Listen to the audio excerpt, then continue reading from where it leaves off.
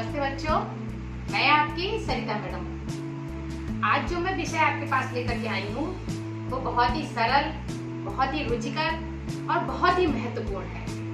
वैसे तो ये विषय कक्षा 4 की बुक में है, कक्षा 4 के सिलेबस में है, लेकिन मेरी समझ से ये सिलेबस तो कक्षा 1 के बच्चों से लेकर के शुरू होना चाहिए। जो आज मैं विषय लेकर के आई हूँ हमारा भोजन। अब चूंकि बच्चा कक्षा 1 में जब बच्चा आता है, बच्चा जब 5 साल का होता है तब से ही भोजन करना स्टार्ट कर देता है, तो मेरी तो समझ में कि विषय कक्षा 1 से ही प्रारंभ हो जाना चाहिए और ये विषय बहुत ही महत्वपूर्ण है।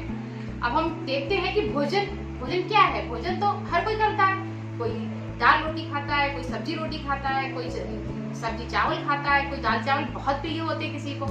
लेकिन अब मैं बच्चों ये पूछना चाहूंगी आपसे कि ये भोजन क्या है, क्यों करते हैं हम ये भोजन? रोज डेली वही नियम, उठो सुबह खाना बनाओ, खाना खाओ, बिना खाना के तो किसी का काम ही नहीं चलता। क्यों करते हैं ऐसा? क्या इतना आवश्यक है हमारे लिए भोजन? हाँ बच्चों, अब आप में से तो कोई ये भी कह रहा होगा कि खाना हम पूछे क्यों खाते हैं, तो आपसे कोई कहेगा कि मैडम हमारा पेट भर जाता है, हमारा पेट जो भूख लगती है हमें, हमारी भूख शांत हो जाती है खाना खाने से। देखो ये दूसरा बच्चा तो ये कह रहा है कि मैडम जी मुझे तो खाना बहुत अच्छा लगता है, खाने में मीठे मीठे सब्जी, मीठा खीर खाती हूँ तो मेरा तो बहुत ही अच्छा लगता है मुझे खाना। तो कुछ बच्चे ये सोचते हैं कि पेट भरने के लिए खाना खाते हैं, या स्वादिष्ट जीभ को स्वाद मिलता है इसलिए खाना खाते हैं। तो ये सब बातें तो ठीक है, हमारा पेट भी भरता है, हमें जीभ से स्वाद भी मिलता है, भोजन बहुत स्वादिष्ट होता है।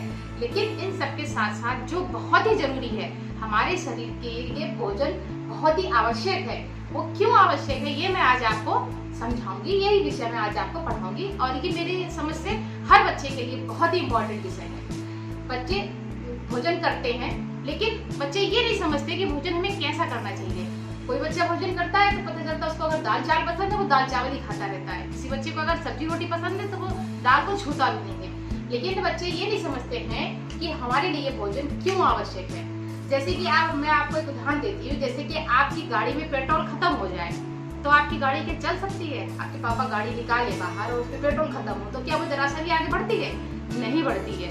ऐसे ही हमारा शरीर जो है, हमारी जो मानव का शरीर है, एक प्राणी का शरीर है, अगर उसमें भोजन ना दिया जाए, अगर आपको 2 दिन भोजन ना दिया जाए, फिर आपसे कहा जाए आप चलो जरा, तो आप चल पाओगे? बिल्कुल ही नहीं चल पाओगे। क्यों? क्योंकि हमारे भोजन से हमारे शरीर को ताकत भी मिलती है, ऊर्जा मिलती है। हमारे शरीर को वृद्धि करने के लिए, शरीर को चलाने के लिए हमें भोजन की बहुत बड़ी आवश्यकता होती है। भोजन के बिना हमारा शरीर बिल्कुल भी नहीं चल सकता, बिल्कुल भी ऊर्जा प्राप्त नहीं कर सकता, इसलिए हमें भोजन बहुत अधिक आवश्यक होता है। हम आपको भोजन को समझाने के लिए एक थाली लेकर के आए हैं। इस थाली के माध्यम से हम आपको समझाएंगे कि हमें भोजन कैसा करना चाहिए। देखो बच्चों, हमारे पास ये जो थाली है इसमें हम आपको दिख रहा होगा कि इसमें मैंने बनाया है, कहीं पे सब्जियां हैं, कहीं पे दाल है, तो कहीं पे बचा है, तेल है, तो कहीं पे फल है, कहीं चीनी है, ये सब कुछ है। तो ये जो इन सारी चीजों से जो पूर्ण रूप से जो होती है, जो थाली तैयार होती है, उसको हम संतुलित भोजन कहते हैं। संतुलित भोजन मतलब क्या है? संतुलित भोजन वो है जिसमें सारी चीजों की एक संतुलित मात्रा में पूर्ति हो। एक थाली में सारी चीजों की संतुलित मात्रा रखी जाए, वो हमारा संतुलित भोजन कहलाता है। हमारे शरीर के लिए संतुलित भोजन क्यों आवश्यक है, आइए मैं आपको बताती हूँ इस तरह से। सबसे पहले हम देख सकते हैं हमारी थाली में ये कुछ पदार्थ बने हुए हैं, जैसे कि ये मछली है, ये एग है, अंडा है और ये दूध है, ये यहाँ पे दालें दिख रही हैं हमें बनी हुई। तो इस तरह से हम देख सकते हैं कि ये चीजें क्या है, इनसे हमें प्रोटीन प्राप्त होती है। इन चीजों से हम लिख रखा है मैंने यहाँ से, इन चीजों से मुझे हम सबको प्रोटीन प्राप्त होती है। इसके बाद हम देखते हैं कि यहाँ पर हम कुछ सब्जियां बना रखी हैं। यहाँ पे कुछ सब्जियां हैं, कुछ फल भी हैं, जैसे अंगूर बना हुआ है, ये लौकी है, ये कद्दू है। ये हमें क्या दिखा रहा है? इन सबसे हमें क्या मिलता है? खनिज लवण और विटामिन। अब हमारी थाली में क्या आया? ये देखो, कहीं पे घी बना है, कहीं पे मिल्क है, कहीं पे बटर है, कहीं ये ऑयल है, तेल है। तो ये जो बचा वाली चीजें हैं ये हमारे भोजन में भी होना चाहिए। इसके अलावा और हम क्या देखते हैं, यहाँ पे ये फ्रूट्स है, फल है, केला दिख रहा है बना हुआ, ये आलू है, ये चीनी है, ये चावल है, ये दूध है। इनसे सबसे क्या मिलता है? कार्बोहाइड्रेट। तो ये जो सारी चीजें हैं, प्रोटीन, वसा, खनिज लवण, कार्बोहाइड्रेट, ये सारी चीजें हमें एक भोजन से जो प्राप्त होती हैं, तो ये इनसे जब पूर्ण होकर के थाली तैयार तैयार होती है, तो वो हमारी थाली संतुलित थाली कहलाती है। अब हम आपको एक एक करके दिखाते हैं कि किस चीज से क्या हमारे शरीर के लिए फायदा होता है, किस चीज को लेने से हमारे शरीर की किस चीज की पूर्ति होती है। सबसे पहले हम लेते हैं प्रोटीन। प्रोटीन का जो पदार्थ है, प्रोटीन जिस पदार्थों से हमें प्राप्त होता है, प्रोटीन हमारे शरीर के लिए क्या करता है, हमारे शरीर को वृद्धि करता है।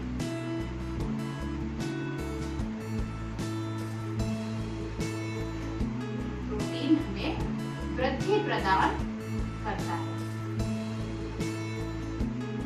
इस तरह से हम देखते हैं ये जो नीचे वसा है, वसा क्या करती है, वसा हमें ऊर्जा देती है। वसा से ऊर्जा मिलती है।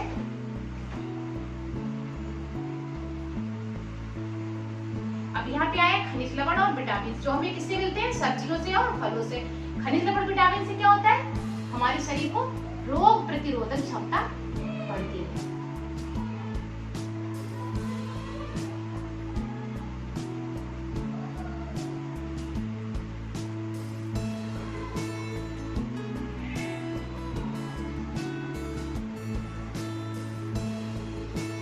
अब आया कार्बोहाइड्रेट, जो हमें अधिकतर मीठे पदार्थों से प्राप्त होता है, जैसे चीनी हो गया, चावल हो गया, आलू हो गया, दूध हो गया, और ये केला जो है, इसे भी हमें कार्बोहाइड्रेट बहुत प्राप्त होता है। तो ये हमें क्या करता है, कार्बोहाइड्रेट से हमें हमारे शरीर को कार्बोहाइड्रेट एक ऊर्जा मतलब ताकत प्रदान करता है, हमारे शरीर को शक्ति प्रदान करता है।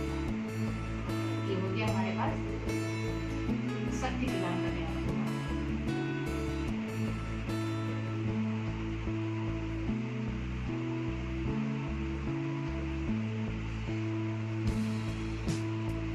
तो इस तरह से हम देख रहे हैं कि कुछ पदार्थ जो प्रोटीन है वो हमें वृद्धि करता है, खनिज लवण जो है वो हमें रोग प्रतिरोधक बढ़ाती है, और वसा जो है वो हमारे शरीर को ऊर्जा प्रदान करती है, कार्बोहाइड्रेट जो है वो शक्ति प्रदान करती है।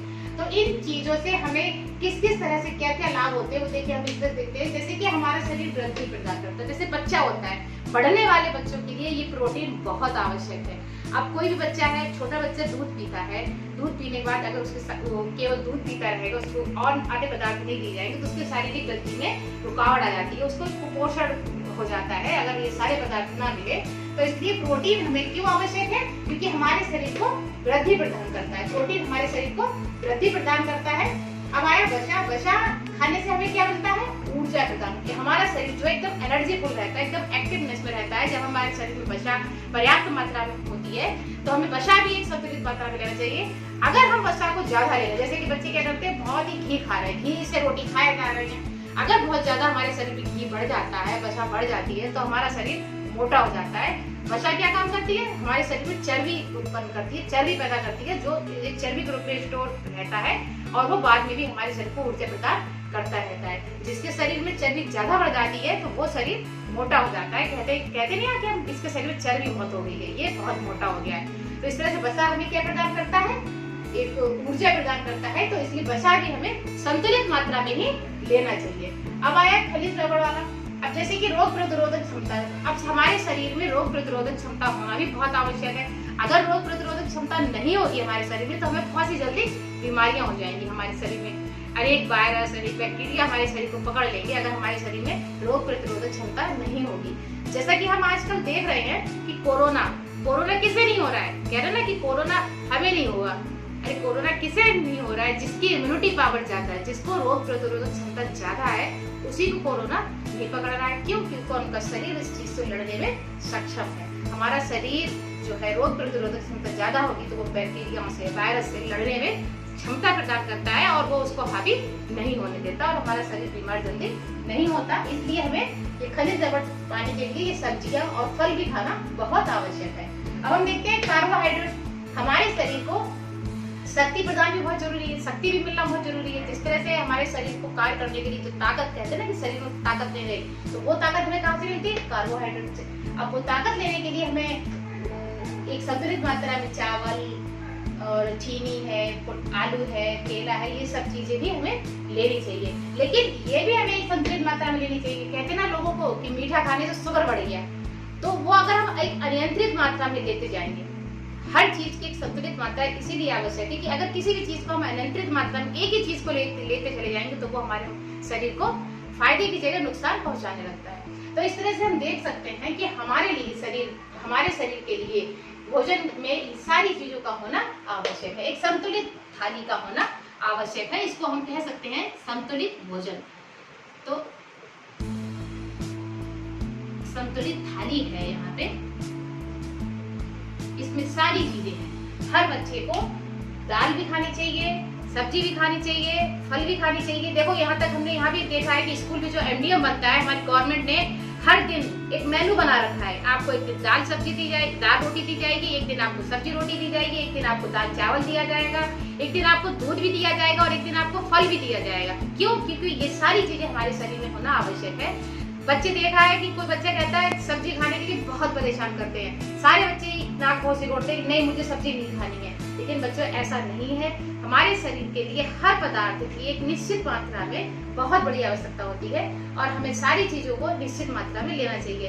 अब बहुत से घरों में ऐसा भी हो सकता है, हम ये नहीं कहते कि सारी चीजें एक ही दिन में ली जाए। जैसे कि हमारे घर में देखा है, किसी के घर में आज दाल बनी है तो बच्चे कहते हैं आज तुम भी केवल दाल ही खानी है, आज दाल खा लो, कल सब्जी बनी है तो कल सब्जी खा लो, आज फल नहीं खाए खत्म हो गया कोई बात नहीं, जब कल फल आ रहा है तो कल फल खा लो, परसों दूध पी लो। अब बहुत से बच्चे क्या कहते हैं, हमने एक चीज यहाँ पे देखी है कि हर चीज में दूध बहुत ही इंपॉर्टेंट रूप से आया है। हर चीज, दूध एक ऐसा पदार्थ है जिसमें सारी चीजें मिलती है। तो बच्चे कह देते हैं कि मैं दूध पी तो रहा हूँ। बहुत से बच्चे दूध नहीं भी पीते हैं, तो बहुत से बच्चों को दूध बहुत अधिक प्रिय होता है, केवल दूध ही पीते रहेंगे। तो ऐसा भी नहीं है बच्चों, केवल दूध पीने से अगर शरीर की पूर्ति हो जाए, कि अगर सारी चीजें हमारे दूध पीने से सारी चीजें मिल जाए तो बच्चा तो दूध पीता ही है, केवल दूध ही पीता है। लेकिन ऐसा नहीं है। जब जैसे जैसे बच्चा बड़ा होता है, मानव शरीर जैसे जैसे, हर प्राणी जैसे जैसे बड़ा होता है, उसको हर चीज की आवश्यकता होती है। उसकी आवश्यकता की पूर्ति के लिए हमें हर चीज खानी चाहिए। और इसी चीज के साथ ये भोजन का विषय मैं लेकर के आई थी, जो हमारे लिए बहुत ही महत्वपूर्ण है। एक संतुलित मात्रा में हमें भोजन लेना बहुत आवश्यक है। समझ में आ गया होगा कि हमें कैसा भोजन करना चाहिए। कोई बच्चा अपनी मम्मी को परेशान नहीं करेगा। आगे आकर के मैं आपको और एक नया वीडियो लेकर के आऊंगी, बहुत ही अच्छा, बहुत ही रुचिकर। तब तक के लिए धन्यवाद।